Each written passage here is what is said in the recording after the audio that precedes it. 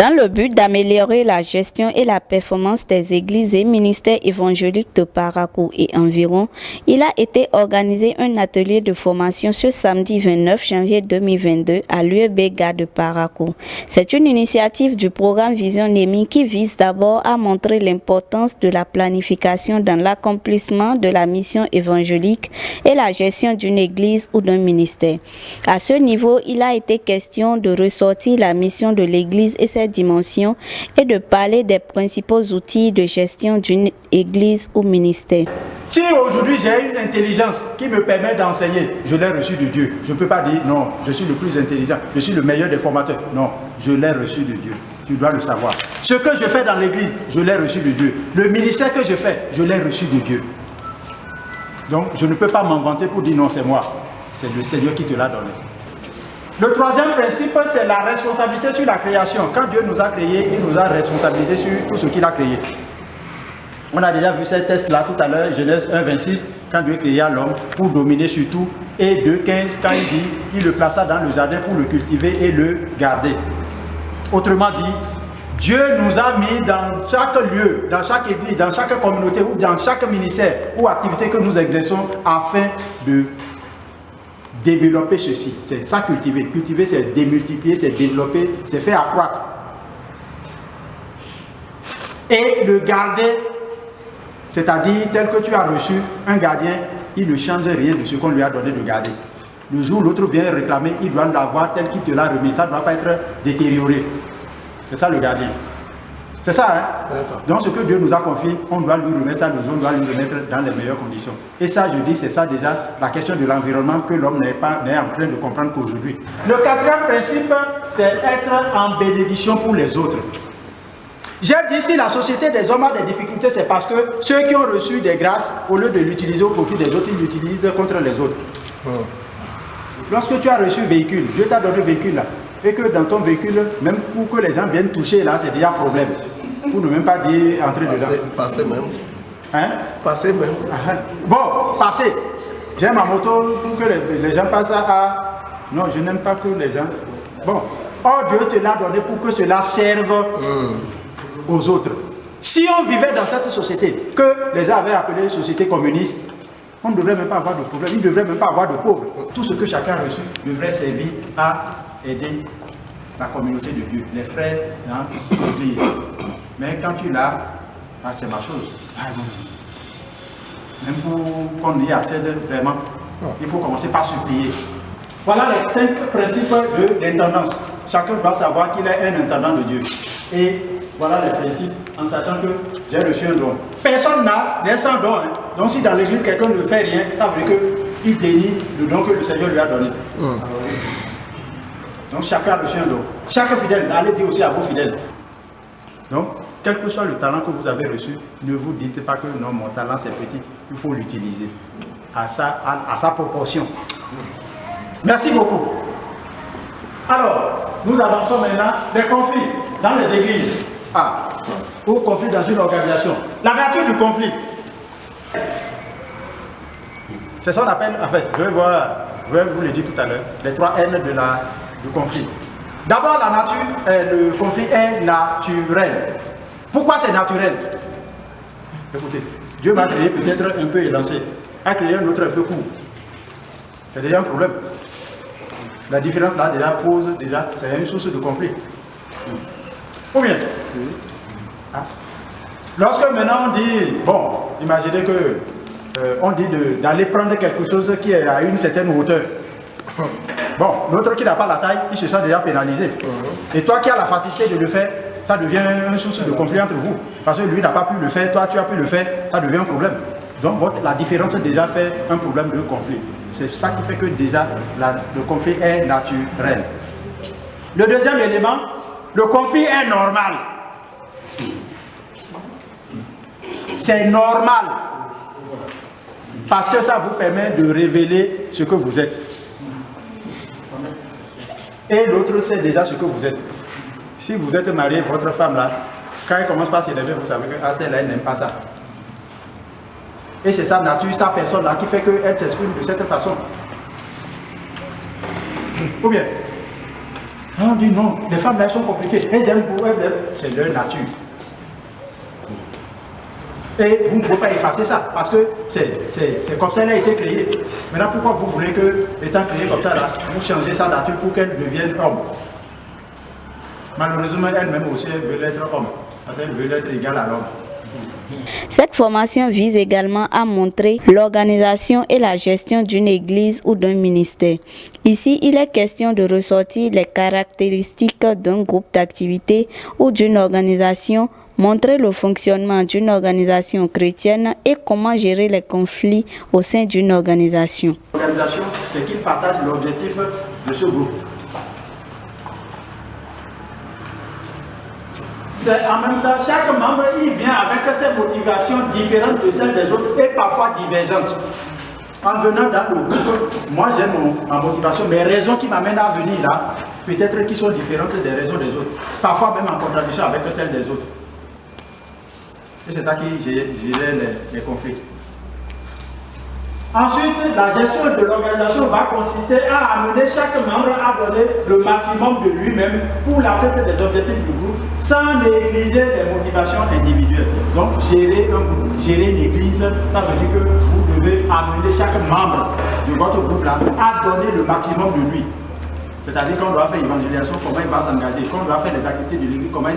Donc, c'est le manager, le gestionnaire ou le dirigeant, c'est comment amener chaque individu à donner tout ce qu'il a comme potentiel pour les objectifs du groupe. Mais en même temps, en tenant compte aussi de ses vraies motivations. Lui-même, il a des motivations qu'il doit amener là. Si vous ne tenez pas compte de ces motivations, vous n'allez pas gagner son potentiel. Donc, c'est ça le rôle de tous les dirigeants.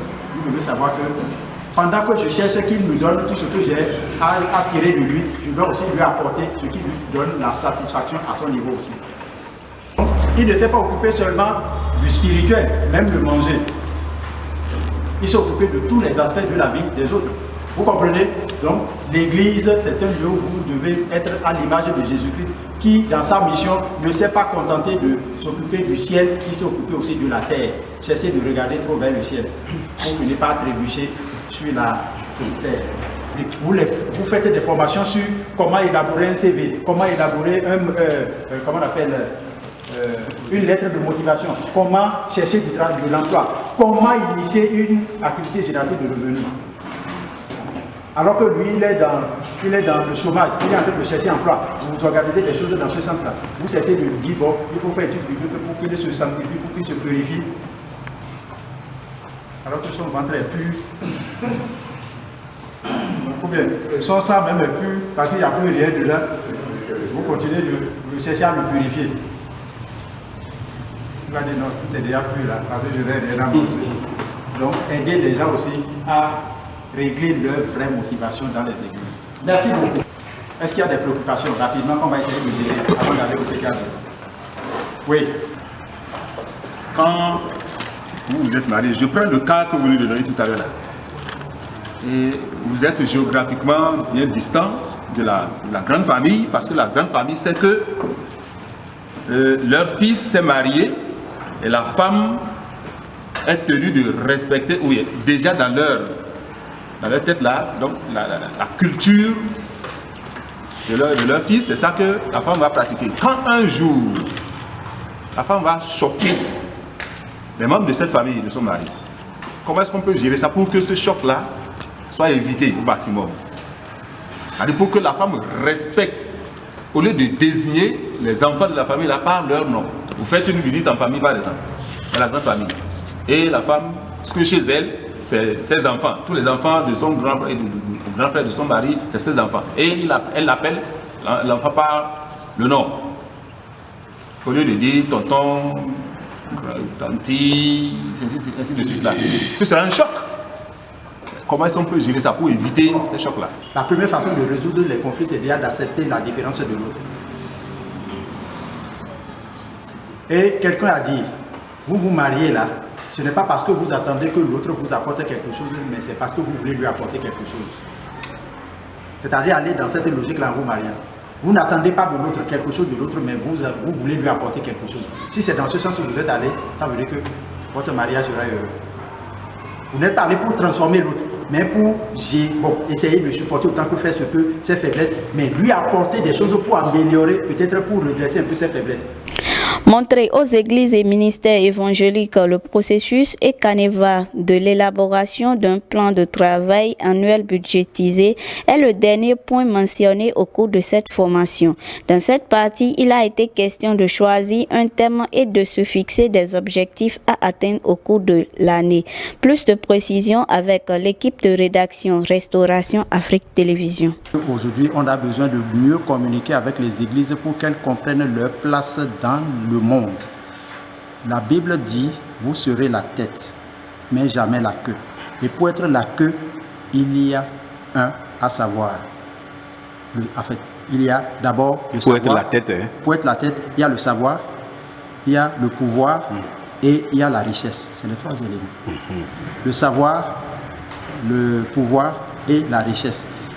Les chrétiens ont souvent pensé que c'est pour les gens du monde d'aller rechercher ces choses parce qu'on pense que c'est pour les païens. Mais si vous devez être la tête, comment vous le pourrez si vous n'avez pas ces moyens? Donc c'est très important de le savoir. Et la dernière chose, c'est par rapport à cette conclusion que vous me demandez de faire. Je crois que pour cette formation, l'importance d'une planification, beaucoup d'églises ne le connaissaient pas. Beaucoup ne le savaient pas parce que on se met à mener des activités sans savoir même là où on va. Et quelqu'un a dit, lorsque vous ne savez même pas là où vous allez, vous ne savez même pas quand est-ce que vous êtes arrivé ou si vous êtes arrivé. Alors donc, puisque les gens ne savent déjà pas là où ils vont, sans planification, ils ne peuvent pas savoir là où ils vont. Or, la planification, ça commence déjà par une analyse du contexte, une analyse de la situation pour maintenant se fixer, pour se donner un thème de l'année et se fixer des objectifs qu'on va décliner en des résultats, en des activités qu'on va mener. Mais les gens se jettent dans des activités, on commence par planifier des activités, mais sans se dire où est-ce qu'on va avec ces activités. Donc pour moi, c'est une occasion de ramener les serviteurs de Dieu, les hommes de Dieu, à commencer par planifier tout ce qu'ils veulent faire pour savoir quand est-ce qu'ils ont pu atteindre les objectifs qui se sont fixés.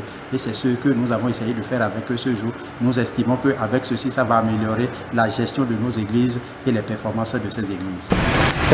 Nous sommes ici pour une formation sur la planification du travail annuel budgétisé dans les églises. Vraiment, tout de suite, moi, je retiens quelque chose. Parce que nous, chrétiens évangéliques, surtout charismatiques, et nous attachons tellement au spirituel que, comme la Bible a dit, je souhaite que tu prospères à tous égards, selon 3 Jean 2. Mais nous attachons tellement seulement au spirituel et les autres côtés, nous les négligeons et nous souffrons cruellement de ça.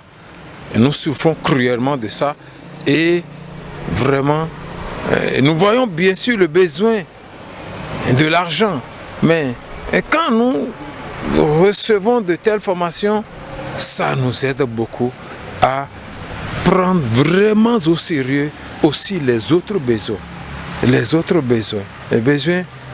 sur le plan social et autres. Et savoir que ce n'est pas seulement le spirituel. Oui. Quand on dit être la tête, il y a 3 éléments dans être la tête. Le premier élément, c'est que soit vous avez de l'argent, soit vous avez le pouvoir, soit vous avez la science ou la connaissance. Et toutes ces choses-là, c'est à la portée des chrétiens. Le pouvoir, Daniel l'a eu devant le roi de Babylone et le roi de Babylone s'est incliné devant Daniel. En Égypte, Joseph a eu le pouvoir et le roi d'Égypte, le pharaon, s'est incliné devant Joseph.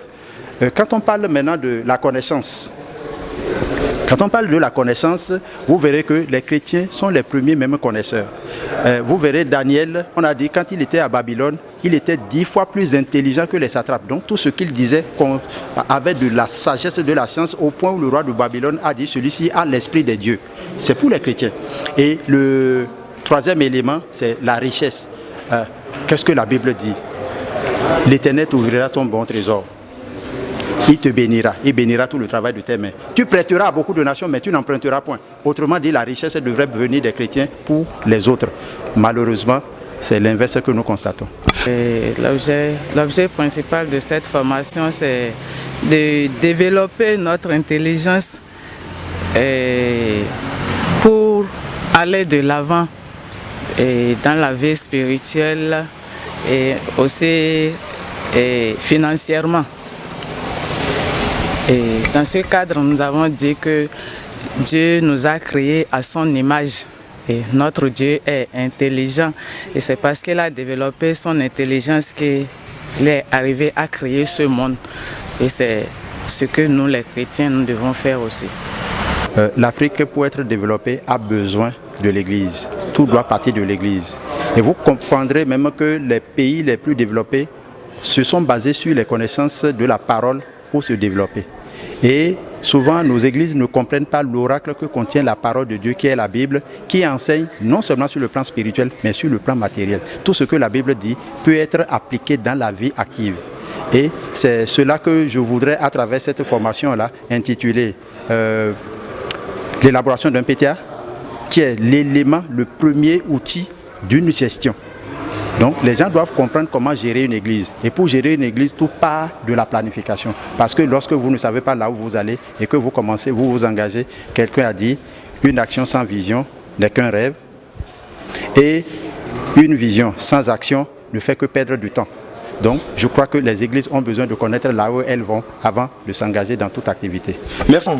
Aux fidèles, je crois que je vais les exhorter au travail, parce que voilà encore un problème au niveau des chrétiens évangéliques, et on exhorte beaucoup à la prière, à la sanctification et autres, et puis le travail, on vient d'entendre, on cherche de l'emploi, c'est vrai, il n'y a pas d'emploi, mais il y a du travail, nous pouvons nous-mêmes créer, c'est ça, Dieu est le modèle parfait. Il a travaillé pendant 6 jours pour faire du monde ce que nous voyons aujourd'hui. Donc nous sommes appelés maintenant à exhorter le peuple à aimer le travail, à ne pas attendre l'emploi du gouvernement. Et oui, Dieu nous a dotés de beaucoup de capacités. Il nous a créés à son image et à sa ressemblance. Nous avons beaucoup de capacités. Nous devons les amener à comprendre que vraiment, ils sont à l'image de Dieu, ils ne sont pas n'importe qui, ils doivent créer de l'emploi et aimer le travail. Il est bon